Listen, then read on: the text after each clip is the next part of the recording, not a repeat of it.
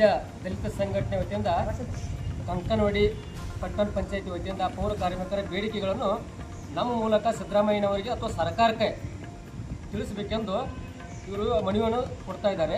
ಅವರ ಬೇಡಿಕೆಗಳನ್ನು ಆದಷ್ಟು ಬೇಗ ಸರ್ಕಾರ ಈಡೇರಿಸಬೇಕು. ಇಲ್ಲವಾದಲ್ಲಿ ನಾವು ದಲಿತ ಸಂಘಟನೆ ವತಿಯಿಂದ ಉಗ್ರವಾದ ಹೋರಾಟವನ್ನು ನಾವು ಕೂಡ ಮಾಡೋಕ್ಕೂ ರೆಡಿ ಇದ್ದೀವಿ.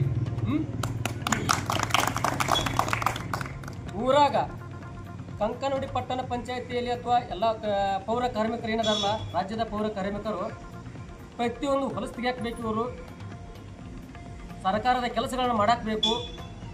ಅವರ ಬೇಡಿಕೆಗಳನ್ನು ಈಡೇರಿಸ್ತಾ ಇಲ್ಲ. ದಯವಿಟ್ಟು ಅವರ ಬೇಡಿಕೆಗಳನ್ನು ಈಡೇರಿಸಿ ಎಲ್ಲ ಪೌರ ಕಾರ್ಮಿಕರಿಗೆ ಏನು ಅವರ ಬೇಡಿಕೆಗಳಿದಾವಲ್ಲ, ಸರ್ಕಾರ ವತಿಯಿಂದ ಅವ್ರಿಗೆ ಏನು ಕೊಡಬೇಕಾಗಿತ್ತು ಅದು ಸೌಲಭ್ಯಗಳನ್ನು ಕೊಡಬೇಕು. ಅವ್ರಿಗೆ ಹೆಲ್ತ್ ಏನು ಬೇಕಲ್ಲ ಅದನ್ನೆಲ್ಲ ಅದನ್ನು ಮಾಡಬೇಕು. ಇನ್ನಷ್ಟು ನೌಕರಸ್ಥನ ಜಾಯಿನ್ ಮಾಡಿಕೊಂಡು ಅವ್ರಿಗೂ ಸ್ವಲ್ಪ ಕಷ್ಟಗಳಾಗ್ತಾ ಇದ್ದಾವೆ. ಅದನ್ನೂ ಸ್ವಲ್ಪ ಬೇಡಿಕೆಯನ್ನು ಈಡೇರಿಸಿ ದಯವಿಟ್ಟು ಅವರ ಬೇಡಿಕೆಯನ್ನು ಈಡೇರಿಸಬೇಕಂತ ತಮ್ಮಲ್ಲಿ ಬೇಡ್ಕೊಳ್ತೀನಿ ಸರ್ಕಾರಕ್ಕೆ.